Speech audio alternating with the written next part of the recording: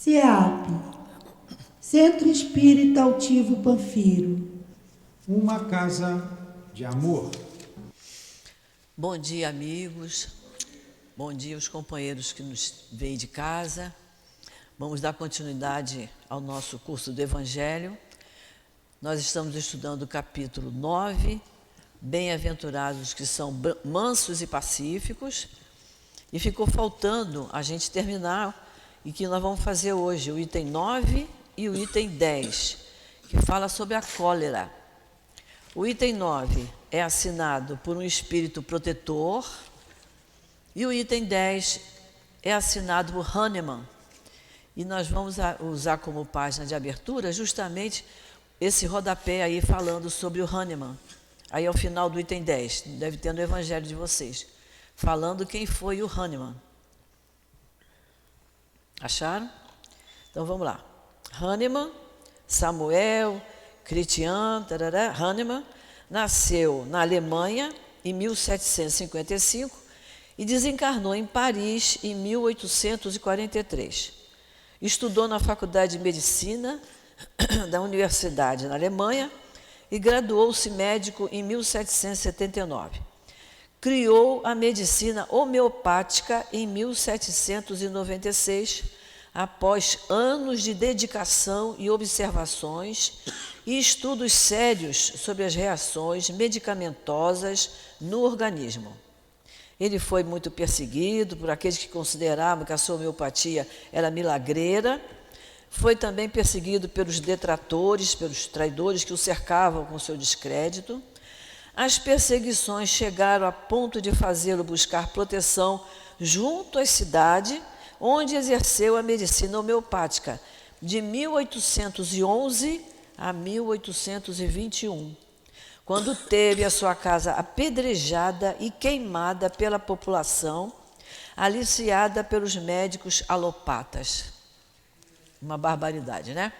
E hoje a gente temos muitos médicos homeopatas, a gente usa homeopatia, só que a homeopatia é muito interessante, ela exige de nós disciplina, né? Eu não posso tomar a qualquer hora, esquecer, tomar daqui a pouco.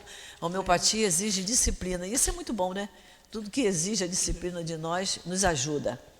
Então foi assim que terminou o nosso Hahnemann e nos deu essa mensagem tão bonita. Mas vamos ver a número 9, começando pela 9. Vamos começar primeiro fazendo a nossa prece. Você pode fazer a prece, Sandra? Vamos lá.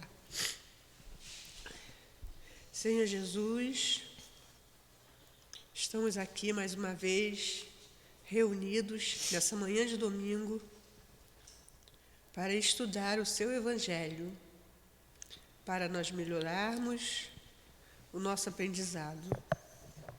Vamos agradecer a toda a equipe espiritual dessa casa, que nos ampara, que nos protege e nos intui.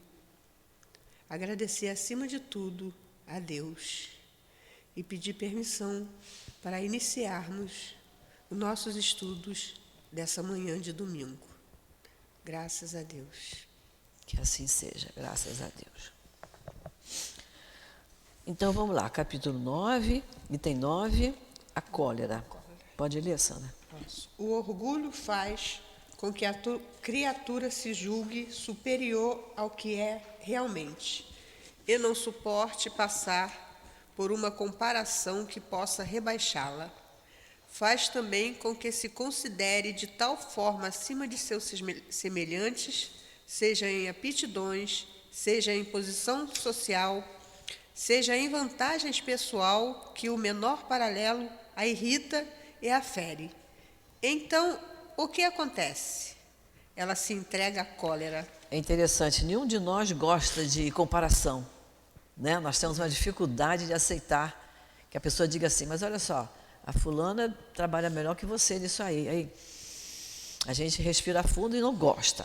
Então, a gente vê até, quando a gente está educando os nossos filhos, nossos netos, a gente não pode fazer comparação, porque o que levanta um, rebaixa o outro. E isso não é bom para a educação, né? A gente vê que a gente, como adulto, não aceita uma comparação, né? Então, é por isso que em determinado momento, quando a pessoa é comparada, seja em aptidões, posição social, vantagens pessoais, o menor paralelo irrita e fere. E aí ela se entrega à cólera. Vamos lá. Procurai a origem desses acessos de demência passageira, que vos fazem perder o sangue frio e a razão e vos assemelham ao bruto. Procurai, e quase sempre achareis o orgulho ferido como base de tudo. Olha só, esse acesso de demência, que é passageiro. Às vezes a pessoa tem aquele acesso, sai, quebra tudo, né? Dá um soco do que estiver mais perto. Às vezes cai em si, se arrepende, mas já cometeu mal. Não é isso? Que vos faz perder o sangue frio e a razão. Essa pessoa não raciocina. Ela faz aquilo por um impulso e faz ela perder o raciocínio. E se assemelham ao bruto. Não é o amor próprio que, ferido por uma contradição, vos faz rejeitar observações justas e repudiar com cólera os mais sábios conselhos? É o amor próprio. O amor próprio é um milindre, né? É o orgulho, né? Que a pessoa diz assim, mas eu tinha que fazer isso porque eu tenho amor próprio. Como se aquilo fosse uma vantagem enorme você ter o amor próprio. Mas aquilo chama-se orgulho. Não é? Você não contestou uma determinada coisa porque você tinha certeza do que você estava falando. É porque você tem amor próprio. As pessoas usam muito isso. E isso é orgulho, vaidade, né? Até mesmo as impaciências causadas por contrariedade, muitas vezes pueris, dependem da importância que se atribui à personalidade, diante da qual julgais que todos se devem curvar. Nós vimos essa semana na televisão uma cena terrível, né? Um colega de trabalho espancando a colega, né? Aquilo ali foi um acesso de cólera, né? Aí a pessoa, hoje se usam outros termos, né? A pessoa teve um surto, né? Antigamente era piti, usam-se outros termos, mas é a cólera. Para que a criatura chegar ao ponto que chegou, de deixar a criatura ferida, sangrando, colega de trabalho, trabalhando juntos numa mesma sala, é uma falta de raciocínio, né? É a falta de você tentar se equilibrar antes de reagir. E reagir com palavras, a gente sabe falar. Se a gente está no ambiente de trabalho, a gente tem argumentos com palavras e não com gestos brutais, como foi o que aconteceu. E aqui ele diz, né? Dependem da importância que atribuís à sua personalidade. A pessoa se acha, não sei, acho que ele era chefe dela, eu acho. A pessoa se acha muitíssimo importante a ponto de agredir o outro e perde a razão. No seu desvario, o homem colérico se revolta contra tudo, desde a natureza bruta aos objetos inanimados que ele quebra porque não lhe obedece. E não é isso aí. Eu conheci uma pessoa, há muitos anos, que ela, quando ia lavar a louça, ela passava o bombril, quando ela olhava, não estava brilhando muito, ela xingava a panela, entendeu? Ela dava um ataque em cima das panelas. Eu dizia para ela, escuta, não está brilhando, que ou o bombril já está velho, você não passou com força, mas não xinga a panela porque não vai resolver nada. Então é o que ele diz aqui, não é? Ela se atira a objetos inanimados. Não tem gente que quebra tudo? Tem uma propaganda agora na televisão que a criatura sai quebrando tudo. Não sei nem que propaganda é aquela, não estou nem lembrado do que é. Mas é tão absurdo aquilo, né? Tem gente que soca a parede, fica com os dedos tudo arrebentado e não vai resolver, né? Eu conheci uma pessoa que quando ficava nervoso, ele dava um tapa na testa, aí um dia ele deu um tapa na testa, quebrou os óculos, ele não via nada sem óculos. Não é uma coisa brutal? Não é? Então, a pessoa, é o que ele vai dizer agora aqui, olha só. Se nesses momentos ele pudesse se ver a sangue frio, teria pena de si mesmo, ou se acharia bem ridículo. Não é bem ridículo dar um tapa na testa, quebrar o óculos, ficar sem óculos e não enxergar mais nada? Uma coisa ridícula. Que julgue por aí a impressão que deve causar nos outros, ainda que seja por respeito de si mesmo. Ele deveria se esforçar para vencer a tendência que o faz digno de piedade.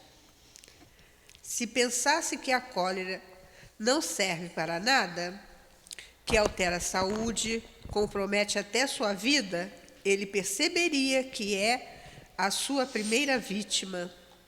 Mas existe ainda uma consideração que deveria tê-lo: o pensamento de que torna infelizes todos aqueles que o cercam. E não é uma pessoa irritada. Uma pessoa irritada. Eu conheci uma outra pessoa que ele chegava em casa toda noite num grau de irritação tremendo, e os filhos tinham que se fechar no quarto porque o homem chegava num aborrecimento tão grande que ele pegou trem cheio, porque pisaram o pé dele, porque se aborreceu com o chefe, né? E os filhos tinham que se trancar. Essa pessoa, ele se separou da esposa, e o que os filhos me disseram? Agora, aqui em casa é outra coisa, a gente janta em paz, não tem mais aquilo.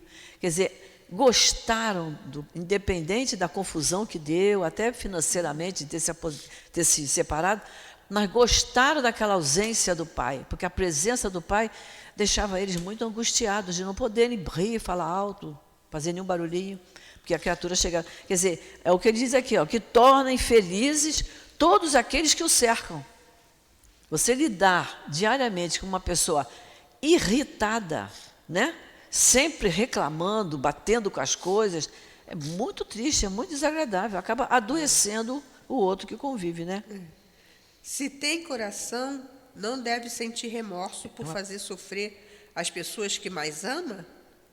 Que remorso mortal não sentiria se, em um acesso de fúria, cometesse um ato do qual tivesse que se arrepender por toda a sua vida?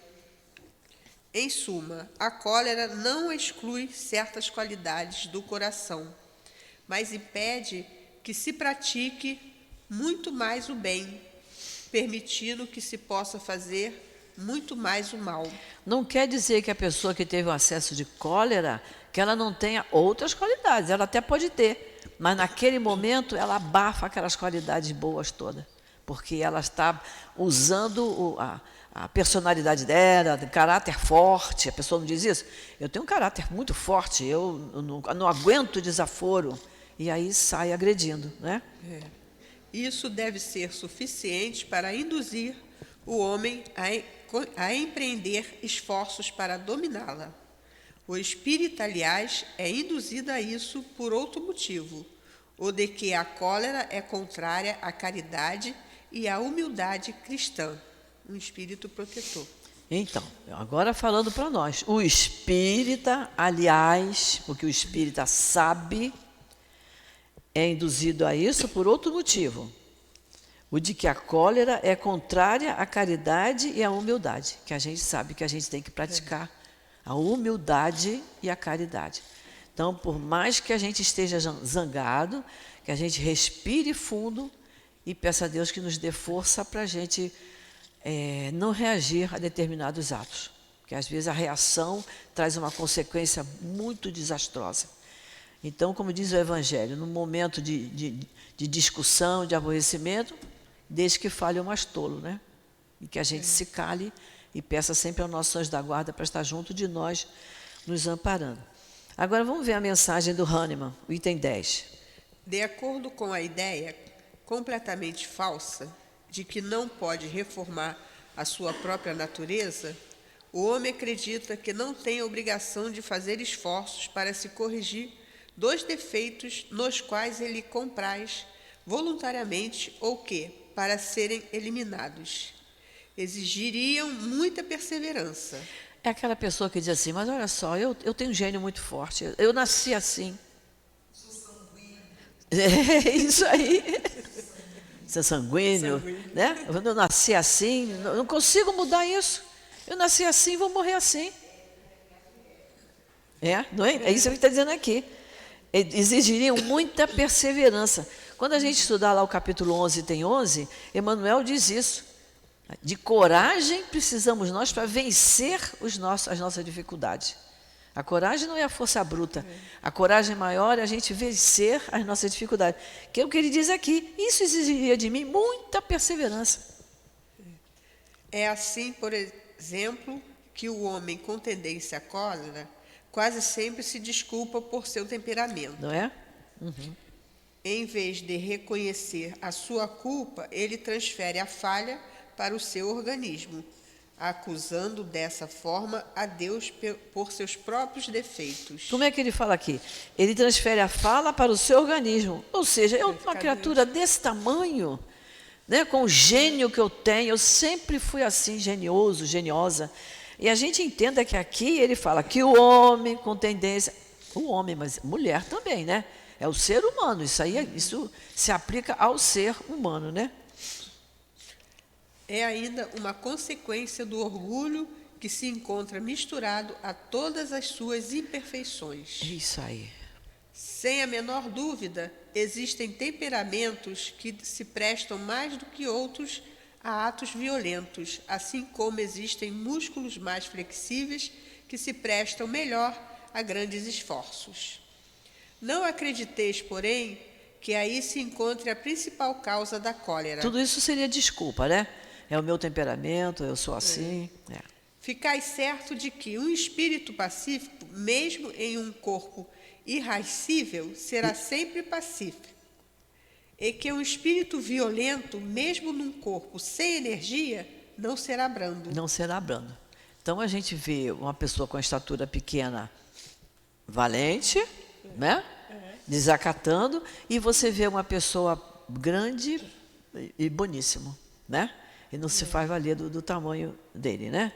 Então ele está dizendo aqui, ó, mesmo em um corpo irascível, será sempre pacífico, né? E que um espírito violento e um corpo sem energia também não vai ser brando, porque ele vai desacatar pelas atitudes dele, ou, como infelizmente a gente vê, ele se arma. Não tem força para reagir, ele se arma. A violência somente tomará uma outra característica, porquanto, não tendo um organismo próprio para manifestá-la, a cólera ficará contida, enquanto que no outro caso se mostrará livremente. O corpo não dá impulsos de cólera a quem não a possui, assim como não dá outros vícios. Todas as virtudes e todos os vícios são inerentes ao espírito. Sem isso, onde estaria o mérito e a responsabilidade? Olha só, o mérito das coisas, a responsabilidade das coisas recaem sobre o nosso espírito e não sobre o nosso corpo, né? Se é feminino, se é masculino, se é grande, se é pequeno. Olha aqui, todas as virtudes e todos os vícios são inerentes ao espírito. Não tem como escapar disso. O homem que é deformado não pode tornar-se direito, porque o espírito não tem nada com isso. Mas ele pode modificar o que é do espírito quando tem uma vontade firme. Quando ele tem uma vontade firme, quando ele diz, eu não quero fazer mais determinada coisa, eu não vou fazer mais, é a vontade dele. Em questão de vício, né? Eu acho que já falei aqui. A pessoa que fuma. Chega um momento que ela diz, eu não vou mais fumar. Ela não fuma. Se a gente conhece pessoas que são capazes disso, se conhecemos uma pessoa também que bebia e sofreu um acidente, perdeu um olho, parou de beber, porque sentiu que a consequência foi desastrosa, parou de beber, não morreu por causa disso. Ficou sem o olho, porque até ali não teve juízo para ver o limite, até onde ele deveria beber e dirigir depois disso, né? Então, ele pode modificar o que ele quiser, porque a vontade é uma potência do espírito. Então, quando eu uso a minha vontade, eu me modifico. A experiência não vos prova. Espíritas, até onde pode ir o poder da vontade? Pelas transformações verdadeiramente miraculosas que vedes acontecer? Está falando para nós. A experiência não vos prova, espíritas. Até onde pode ir a sua vontade e as transformações miraculosas que podem acontecer? Dizei, pois, que o homem permanece vicioso porque quer ficar vicioso. Mas aquele que deseja se corrigir sempre pode fazê-lo. Se assim não fosse, a lei do progresso não existiria para o homem. Hahnemann. Então, olha que interessante, hein? Dizei, pois, que o homem permanece vicioso porque quer ficar vicioso. A gente diz isso para uma outra pessoa, ela diz assim, não, mas olha só, o alcoolismo é uma doença. O fumante também, coitado, ele é doente. Mas se ele quiser parar, ele para. Tudo vai de acordo com a nossa vontade. Parece que a gente ou não entende, a gente sabe que o fumo tem uma repercussão no cérebro da pessoa, já há estudos sobre isso, mostrando que o cigarro, até um determinado ponto, faz a pessoa ter até ideias mais inteligentes do que quem não fuma. Mas se ele parar de fumar, é uma bênção tão grande para ele e para quem convive com ele, que eu acho que não vai danificar em nada a inteligência dele. O álcool, então, nem se fala. O álcool vai estragar o estômago, vai estragar o fígado. Vi uma pessoa muito nova, com 50 anos, morrer com cirrose por causa de bebida. De bebida de uísque. Achava que o uísque não fazia mal. Devia achar que cachaça, cerveja faz mal. E o uísque não fazia. Fez. Foi embora cedinho. Então, ele está dizendo aqui, olha, permanece vicioso porque quer ficar vicioso. Aí ele diz, e aquele que deseja se corrigir sempre pode fazê-lo. Isso está lá na questão 845 do Livro dos Espíritos, quando a gente vê lá que não há arrastamento moral irresistível. O arrastamento moral, ele é resistível. Eu posso deixar de me arrastar moralmente no momento em que a minha vontade funciona. Certo? Aí ele diz assim, olha, mas aquele que deseja se corrigir sempre pode fazê-lo. Se assim não fosse, a lei do progresso não existiria para o homem. Porque a pessoa que resiste a um vício e se desvencilha daquele vício, ele subiu um degrauzinho no patamar, pela força de vontade dele. Não é isso? Pela vontade de se melhorar. Muito bem, então vamos para o capítulo 10. Bem-aventurados os que são misericordiosos. Essa palavra misericórdia, ela é interessante, né? Que miséria é relativa a sofrimento, a dor, sofrimento, né? E córdia é coração, vem do coração. Então, é a dor, o sofrimento que passa pelo coração. Então, a gente vê uma pessoa que está com dor, com sofrimento, se aquilo tocar o nosso coração, desperta em nós o sentimento de misericórdia. Por isso, Jesus disse aí no item 1 do nosso capítulo 10, item 1. Bem-aventurado os que são misericordiosos, porque obterão a misericórdia. Muito bem. Pode ler o 2. Se perdoardes aos homens as faltas que fazem contra vós, vosso Pai Celeste também perdoará vossos pecados. Mas se não perdoardes aos homens, quando vos ofendem, vosso Pai também não perdoará os vossos pecados. Mateus. Tá bem claro isso aqui, né? Olha só. O item 2, vocês estão vendo que o item 1 é Mateus capítulo 5, versículo 7, né? O item 2 é Mateus capítulo 6, versículos 14 e 15. Olha como Kardec arrumava, né? Os capítulos, os versículos, para terem uma continuidade, para a gente entender o Evangelho. Se nós pegarmos lá na Bíblia, Mateus capítulo 6, os itens 9 a 13 é o Pai Nosso. É o Pai Nosso. Então, esse item 2 aqui do nosso Evangelho, que está capítulo 6, versículo 14 e 15, é o complemento do Evangelho, do Pai Nosso. Porque no Pai Nosso a gente não fala, perdoa as nossas ofensas, assim como nós perdoamos, não é isso? Aí ele diz, aí ele vai explicar, nos itens seguintes, no versículo seguinte, 14 e 15, ele explica, se perdoardes aos homens as faltas que fazem contra vós, vosso Pai Celeste também perdoará vossos pecados. Mas se não perdoardes aos homens quando vos ofenderem, vosso Pai também não perdoará os vossos pecados. A gente não fala isso no Pai Nosso. Perdoa as nossas ofensas assim como nós perdoamos, ou seja, na mesma medida. Então, se eu perdoo, eu vou ser perdoado.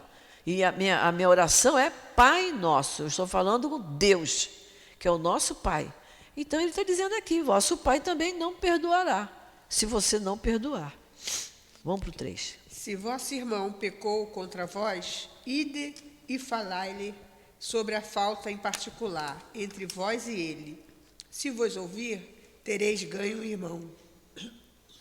Então, aproximando-se dele, Pedro disse, Senhor, quantas vezes perdoarei meu irmão quando ele houver pecado contra mim? será até 7 vezes? Jesus lhe respondeu, eu não digo até 7 vezes, mas até 70 vezes 7. Então, olha só. Mateus 15. 18. Você vê que agora ele já foi para... Está do Mateus 5, passou para o 6, agora já foi para o 18, que é o assunto que nos interessava. Então, o que ele diz? Se seu irmão pecou contra vós, falarem sobre a falta em particular entre vós e ele. Então, continua sendo aquele assunto que estávamos falando antes. Ninguém gosta de uma comparação. Mas se de repente no ambiente de trabalho, até mesmo na nossa casa espírita, uma pessoa que chega, que não está acostumada com, ainda não aprendeu alguma coisa da doutrina, se a gente precisar falar com ela, alguma coisa que está escapando, está errando, a gente chega e fala com aquela pessoa. Eu não posso chegar aqui no microfone e dizer, está errado isso, eu não posso fazer isso. Mas a gente chama em particular entre vós e ele. É chegar baixinho e falar. A gente faz isso com o filho, né? Você tem 2 filhos, você chega amanhã assim, fulano, isso que você está fazendo não está certo. Eu não estou gostando disso, isso está errado, por isso, assim, assim, assim. Pensa bem no que a mamãe está falando. O outro não precisa saber que eu repreendi aquele. Então, isso em qualquer ambiente de trabalho nosso também remunerado, deveria ser sempre assim. E interessante que aí o Pedro vai e diz, quando alguém houver pecado contra mim, quantas vezes eu tenho que perdoar? Aí Jesus diz isso aí, ó, que o pessoal fica intrigado com isso. Até 70 vezes, 7 vezes. E cada erro, né? E cada erro. Vamos ver o 4. A misericórdia é o complemento da brandura, porque aquele que não é misericordioso não poderia ser brando nem pacífico. Né? Nós acabamos de estudar o capítulo que falava de brandura, de mansuetude, né? Então, a misericórdia é o complemento disso. Ele diz, aquele que não é misericordioso, ou seja, que não se incomoda com a dificuldade do outro, não pode ser brando nem pacífico, ele é indiferente, né? A misericórdia consiste no esquecimento e no perdão das ofensas. Outra coisa para analisar, a gente tem facilidade de esquecer as ofensas? Facilidade nós não temos, não. A gente está num treinamento, não é isso? Até passado muito tempo, passado alguns anos, você até pode dizer assim, eu tive um problema com aquela pessoa, não me lembro bem o que é. Mas precisa dar um tempo para que você diga isso. Agora, se te ofendeu hoje, chega amanhã, você já esqueceu? Esqueci. Só se tiver algum problema. Se não tiver problema, não esqueceu. Então, o esquecimento, a gente reconhece que é difícil. A gente sempre comenta aqui nos nossos estudos, nós fomos educados a não esquecer, não é? A criança desde pequena, a mamãe ensina a falar mamãe, ela fala mamãe 50 vezes, até a criança fala mamãe, opa, falou mamãe. E vai por aí afora, aí vai para a escola, tem que aprender todas as letras e todos os números, tem que decorar a tabuada, tudo treinando a memória para não esquecer. Aí a pessoa, quando entra para uma vida mais ativa, de adulto, vida social, em que muitas vezes a gente é ofendido, em que a gente é magoado, eu fui treinada a não esquecer. Então é difícil, de repente, eu mudar minha conduta e esquecer. Então o esquecimento é difícil, mas o que ele quer dizer? É não revidar. É não ficar toda a vida... Mas você lembra aquele dia que você me falou aquilo? Você me ofendeu, você magoou, não dormi naquela noite. É não ficar remoendo o que a pessoa fez de errado. É calar. Quanto menos eu comentar, mais fácil eu vou poder esquecer. Agora, o perdão das ofensas eu tenho que aprender. A gente, às vezes, tem dificuldade até de desculpar. A pessoa esbarrou em você, pisou no seu pé, falou, desculpa. Você olha, zangada, né? Se então tem dificuldade de desculpar, quanto mais de perdoar. Mas a gente precisa ler isso aqui muitas e muitas e muitas vezes para dizer, o Evangelho está me dizendo que eu preciso esquecer e perdoar. Eu vou treinar, eu tenho que treinar. Eu vou chegar a um ponto que eu vou esquecer e vou perdoar, porque nós todos estamos progredindo moralmente, nós vamos conseguir. É fácil não, mas a gente tem que tentar, não é? E como é que a gente mostra o nosso perdão? Quando aquela pessoa está precisando da gente, a gente vai servir. Mesmo que eu não diga assim, olha só, eu perdoo aquela pessoa. Mesmo que eu não diga isso, mas ela está precisando, então eu vou servir. né? O ódio e o rancor demonstram uma alma sem elevação e sem grandeza. O esquecimento das ofensas é próprio das almas elevadas, que estão acima dos males que lhes possam fazer.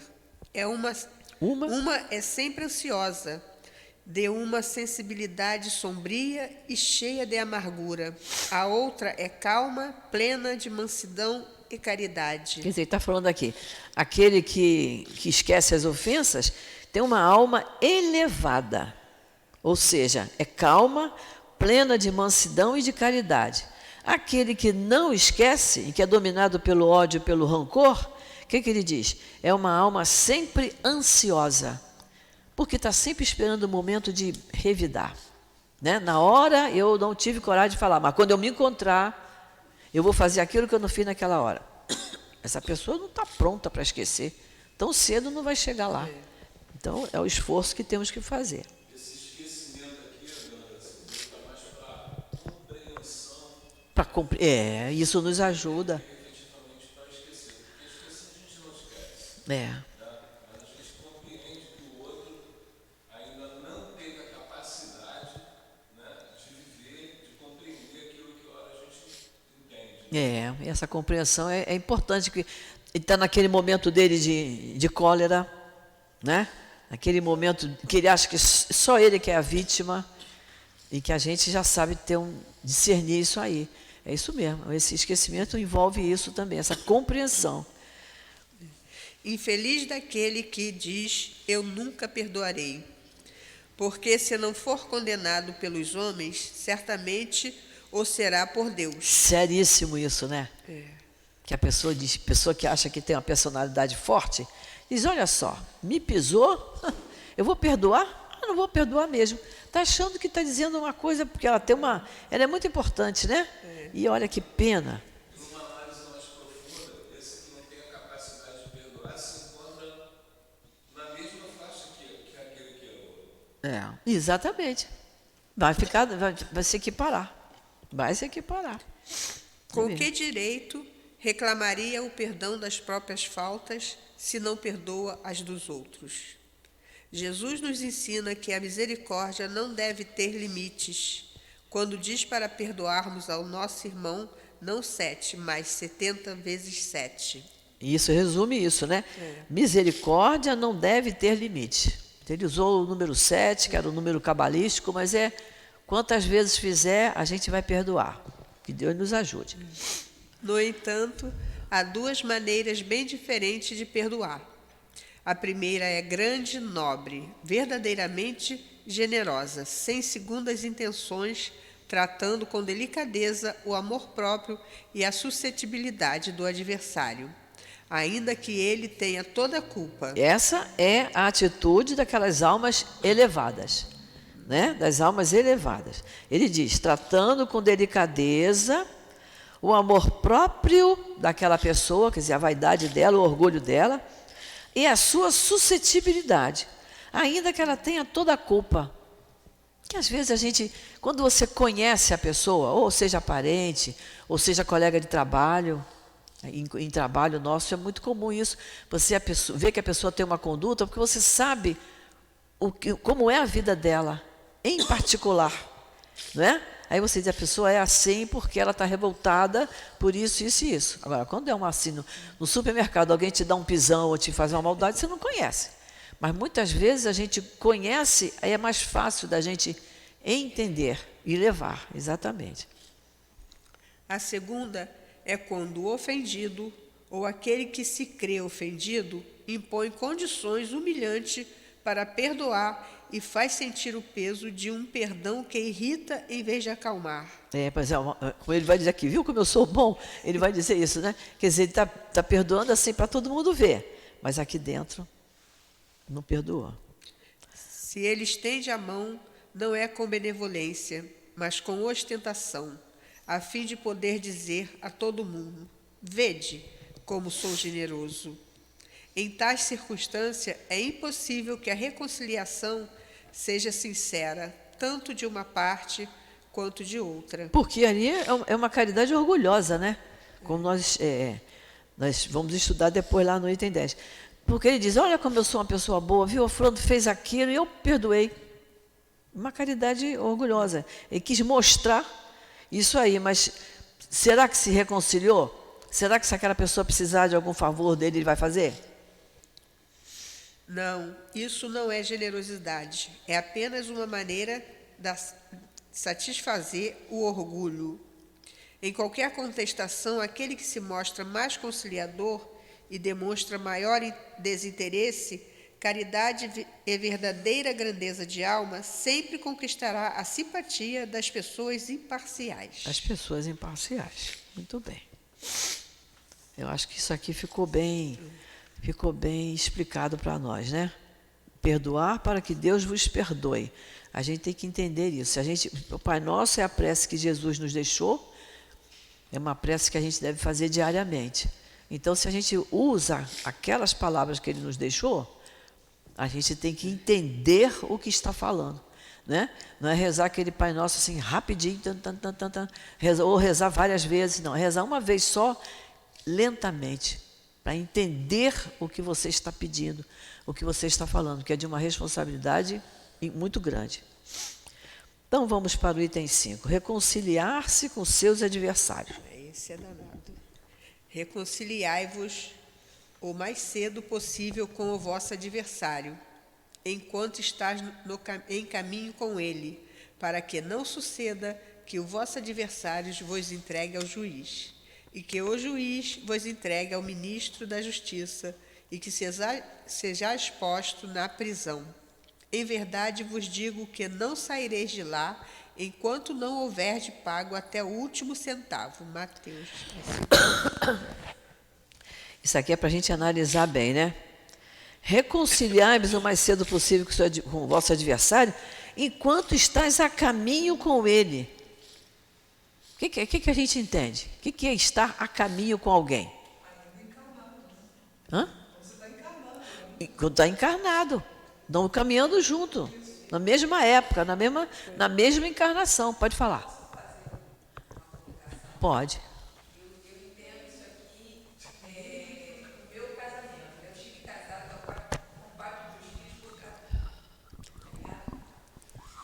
Eu estive casada com o pai dos meus filhos por 14 anos. Nossa vida era muito difícil por conta da nossa diferença, né? Tanto religiosa como personalidade, enfim.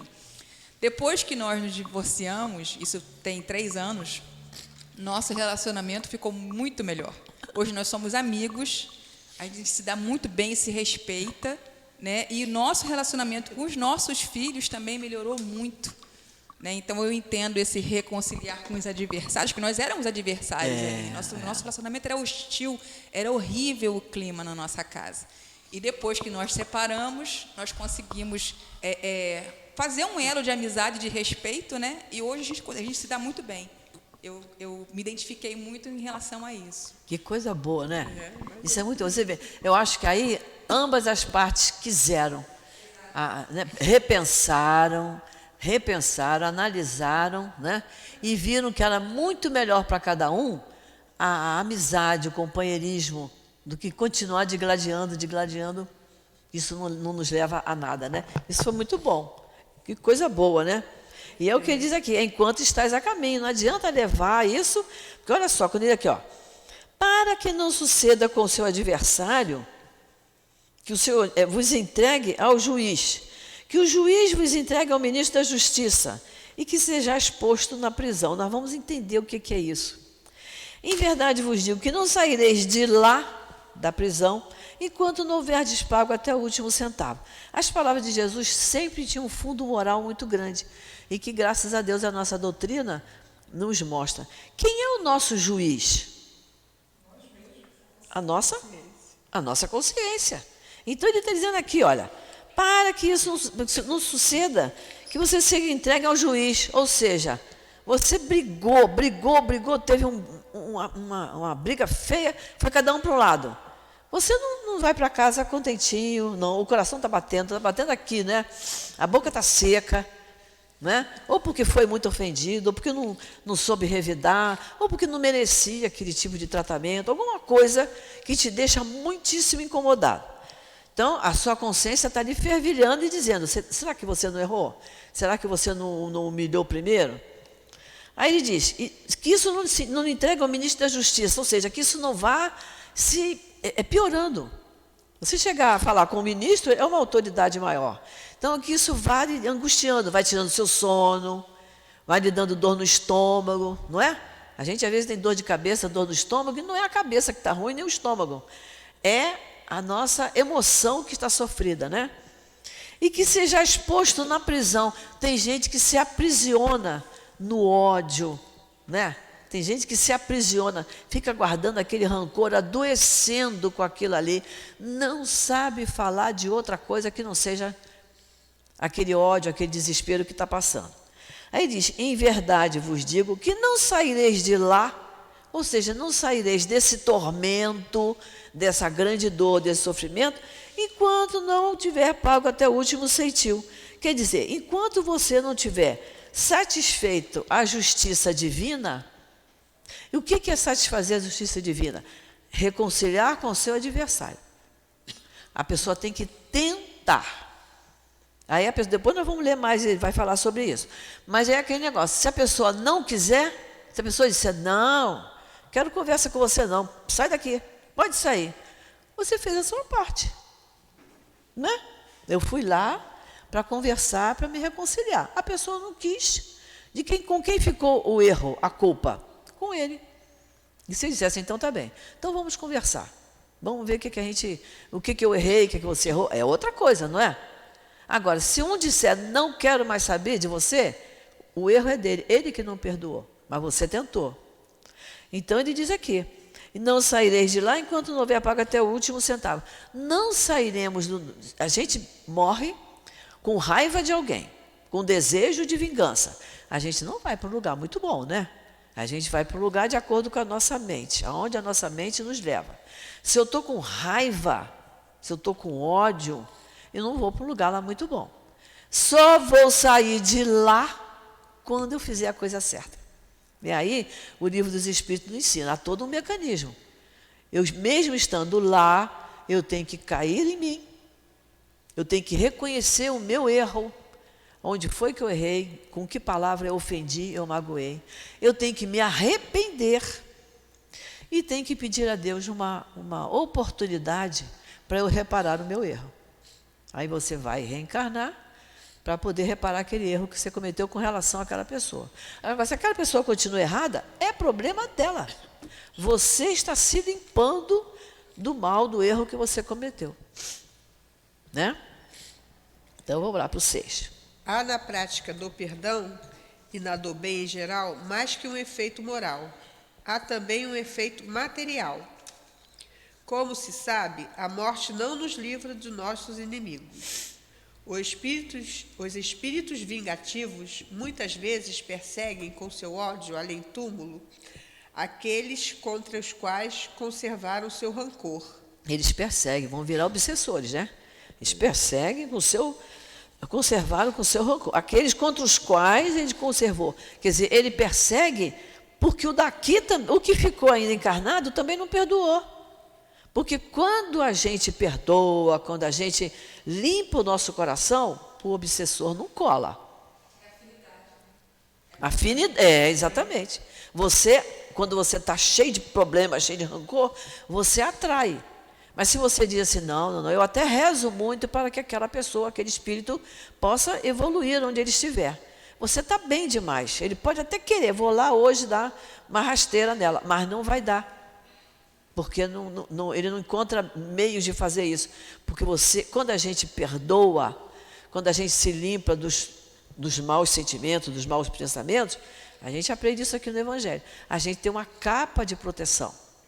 E essa capa de proteção que é dada pelos nossos anjos de guarda, por Jesus, por Deus, espírito nenhum a atravessa.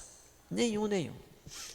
É por essa razão que o provérbio morto o animal, morto o veneno, é falso quando se aplica ao homem. Quem não sabe o que a gente estuda, né? Diz assim, morreu, acabou. Não sabe de nada, né? O espírito mau espera que aquele a quem ele deseja o mal esteja encerrado em seu corpo, e assim menos livre para poder atormentá-lo com mais facilidade, atingi-lo nos seus interesses ou nas suas afeições mais queridas. É preciso ver nesse fato a causa da maioria dos casos de obsessão, principalmente daqueles que apresentam uma certa gravidade, como a subjugação e a possessão. O obsidiado e o possuído quase sempre são vítimas de uma vingança anterior, a qual provavelmente eles deram motivo por sua conduta.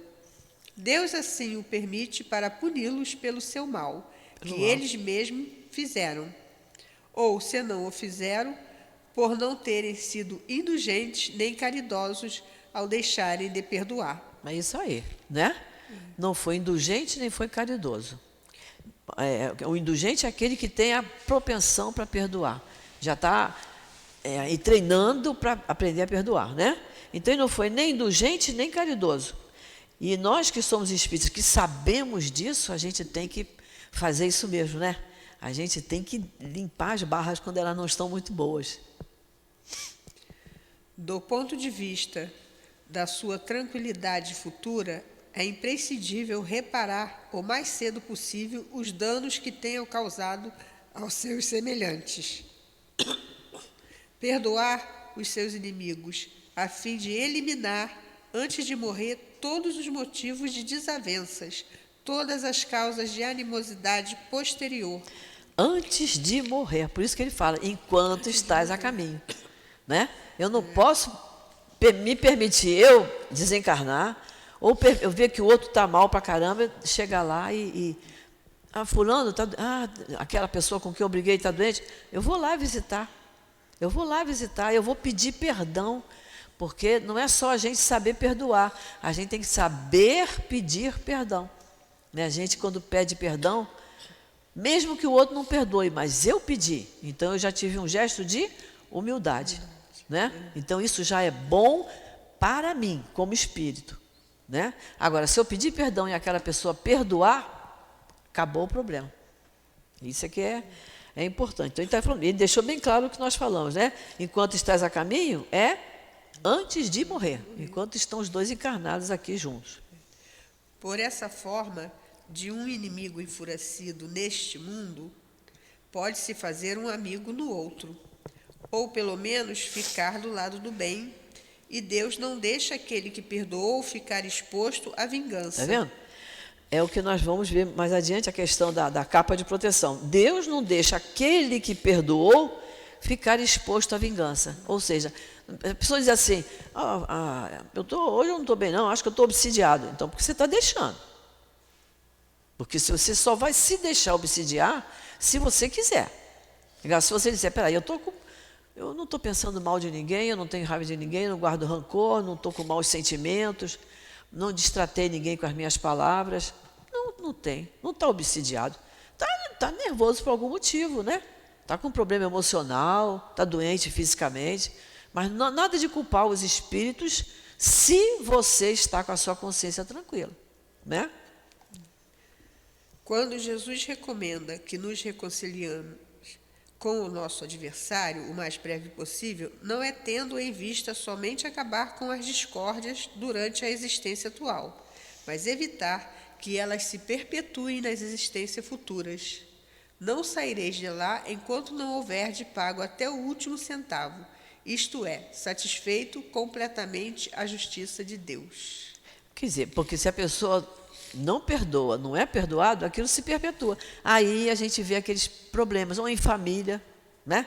Você tem um irmão, até mesmo um filho problemático, você luta uma vida inteira para botar aquela criatura na linha. Ou você tem de repente entra uma cunhada, um cunhado, e te cria um maior problema, você diz, mas será possível? Estava tudo tão bem, né? Ou de repente vem morar um vizinho do lado que te atormenta. Aquilo é coisa de outra época que veio para ver se você se ajusta.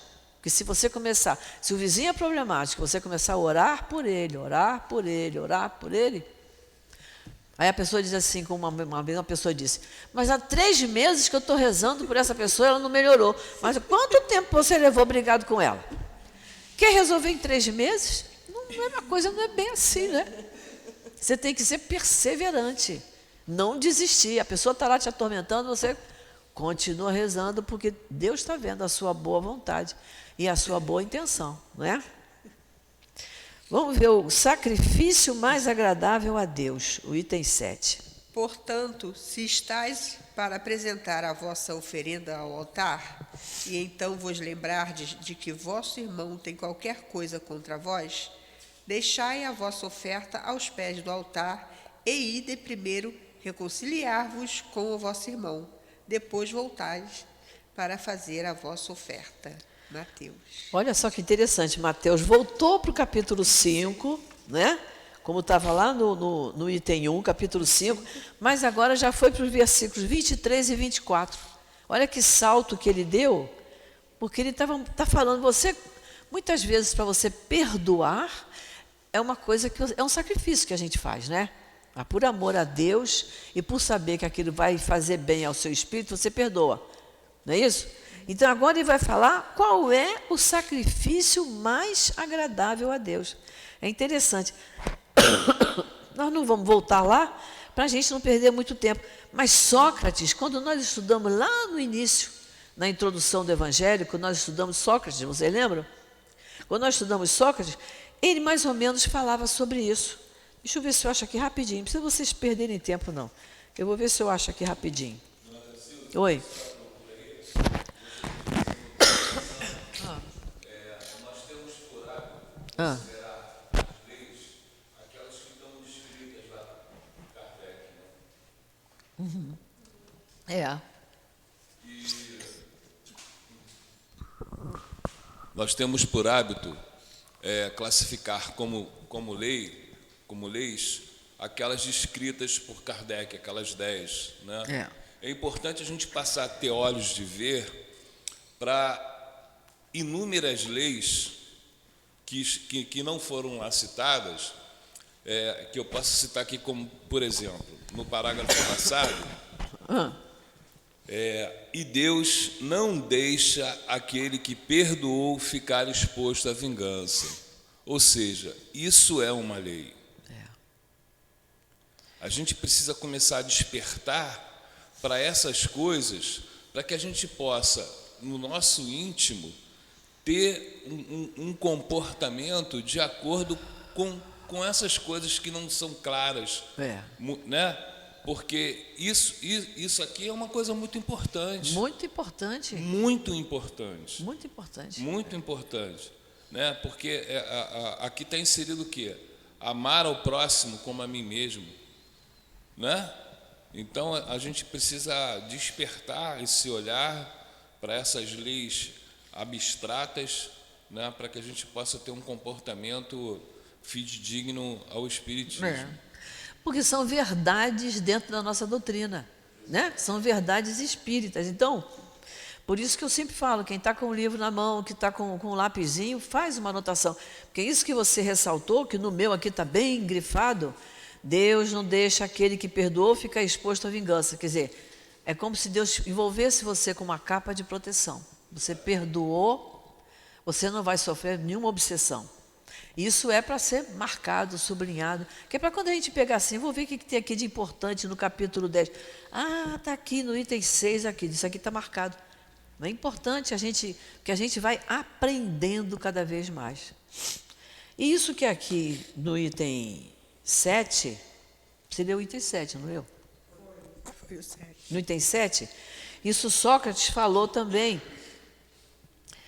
Ele diz aqui, olha, lá na frente,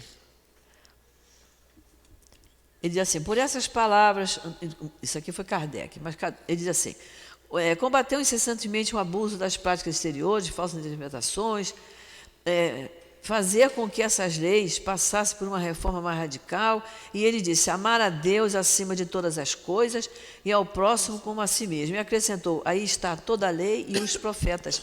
Isso é relativo ao capítulo 11. Mas é alguma coisa aqui que eu não marquei aqui, mas que Sócrates já dizia isso para nós, que é importante a gente se reconciliar com os nossos inimigos. Sócrates já dizia isso.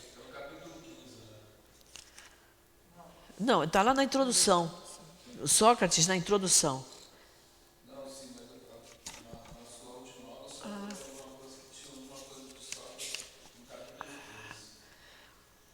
Espera aí.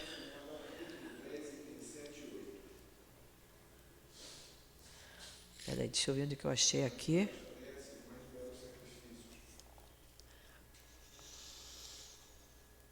Ah, está aqui. Ah, é 15. É isso que você quer falar? Sócrates 15, é isso mesmo. É o capítulo 15 do Sócrates, lá na introdução, ele diz: as mais belas preces e os mais belos sacrifícios agradam menos a divindade do que uma alma virtuosa que se esforça para assemelhar-se a ela. Quer dizer, é o que ele diz aqui. Portanto, se estáis para apresentar a vossa oferenda ao altar, então vos lembrardes que o vosso irmão tem qualquer coisa contra vós, deixai a sua oferenda aos pés do altar e vai primeiro reconciliar com o seu irmão. Depois volta para fazer a sua oferta. Jesus falou assim porque naquela época era muito comum, né? O povo judeu, a questão das oferendas lá. Então, que nós estudamos no capítulo 8. Então, Jesus aproveitou isso, mas dizendo, olha só, é o mesmo caso nosso. A gente passou por uma situação irritante, que deixou a gente de sangue fervendo.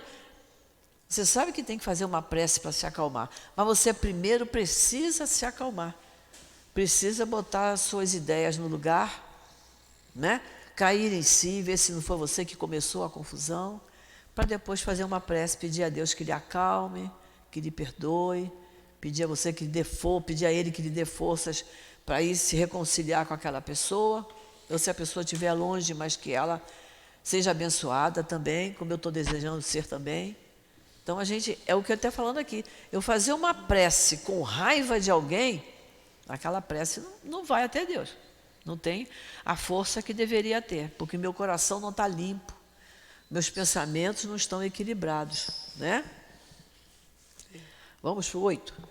Quando Jesus disse, ide, vos reconciliar com o vosso irmão, antes de apresentar a vossa oferenda ao altar, ele ensinou que o sacrifício mais agradável ao Senhor é o do próprio ressentimento. Sacrifício do ressentimento. Quando eu peço a Deus que me ajude para eu ter força, para eu suplantar aquela dificuldade que eu estou passando, é porque eu preciso sacrificar o meu ressentimento. O que é o ressentimento? É o rancor, né? Aquela raiva contida que não ficou resolvida é o ressentimento.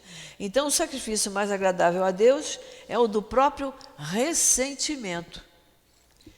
Que antes de se apresentar para ser perdoado, é preciso que ele mesmo tenha perdoado aos outros e que, se cometeu um erro com um de seus irmãos, o tenha reparado.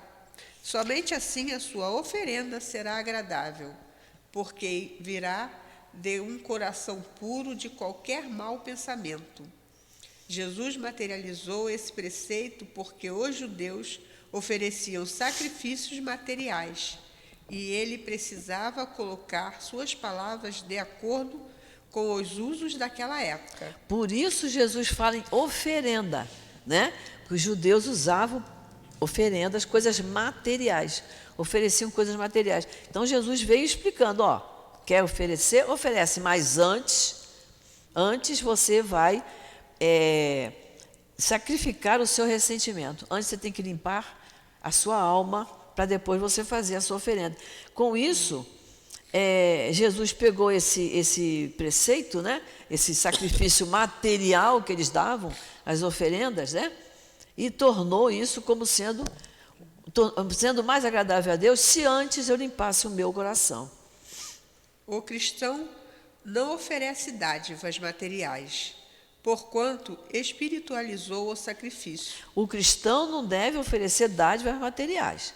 O cristão que entende as palavras do Cristo não tem que dizer, se meu filho ficar bom, eu vou dar uma cabeça de cera. Não tem nada a ver isso. Isso aí é uma coisa material. Eu também não posso barganhar. Se meu filho ficar bom, já estou barganhando. Eu tenho que pedir a Deus para curar o meu filho. Eu tenho que pedir a Deus para me curar. E fazer tudo para merecer aquela cura. Então ele diz, o cristão não oferece dádivas materiais, porquanto espiritualizou o sacrifício. Ou seja, ele espiritualizou e tornou aquilo uma coisa dele, interna, de esforço dele, do espírito dele, de não guardar rancor, ressentimento no seu coração. Mas o preceito para ele tem ainda mais forças, pois o cristão oferece sua alma a Deus, e essa alma deve ser purificada. Olha só, que coisa interessante isso, né? Muita gente fala assim, fulano morreu, entregou a alma a Deus. Será que aquela alma foi até ele? A gente sabe que é difícil a beça, né? Eu tenho que aprender muito, eu tenho que melhorar muito, eu tenho que seguir todos os ensinamentos do Cristo, entender todas as leis divinas para eu chegar lá. Então a pessoa fala isso por desconhecimento. Mas ele diz aqui, o cristão oferece sua alma a Deus, essa alma deve estar purificada. A gente tem que entender isso, né? Então, aí continua. Entrando no templo do Senhor, ele deve deixar do lado de fora todo o sentimento de ódio e de animosidade, todo mau pensamento contra seu irmão. Só então sua prece será levada pelos anjos aos pés do Eterno. Eis o que Jesus ensina por essas palavras: deixai vossa oferenda aos pés do altar, e ide primeiro reconciliar-vos com os vossos irmãos, se quiserdes ser agradável ao Senhor. É nesse momento que você vai entregar sua alma a Deus, mas ela purificada. E é isso o esforço que nós temos que fazer, não é? Esse capítulo nos leva assim, a muitas reflexões. Então, nós vamos parar aqui, continuamos semana que vem do item 9 em diante, que já está no nosso horário. Então, para a semana que vem vai ficar o argueiro e a trave no olho. Quem puder em casa dar uma lidinha, para a gente já ir adiantando, né, o nosso entendimento. Então, vamos fazer a nossa prece.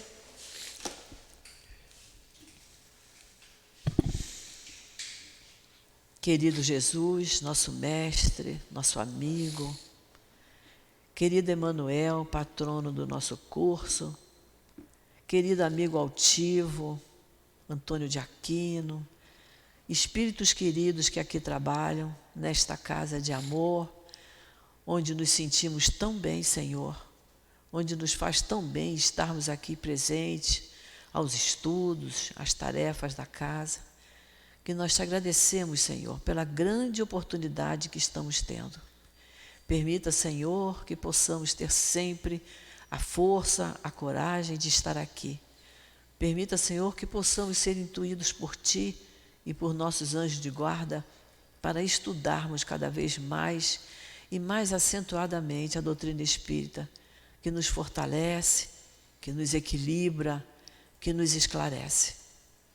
Então, Senhor, com o nosso coração muito agradecido, nós te pedimos que abençoe o nosso dia, que abençoe a cada um de nós, os nossos familiares, nossos parentes e amigos, a todos aqueles cujo nosso pensamento pode abranger nesse instante. Sejam eles encarnados ou desencarnados, que todos eles possam sentir a mesma paz, a mesma serenidade que estamos sentindo nesse momento. Jesus amigo, em Teu nome, em nome desses espíritos queridos, em nome de Deus nosso Pai, que pedimos permissão para encerrarmos a aula nesta manhã. Que assim possa ser, Senhor. Graças a Deus.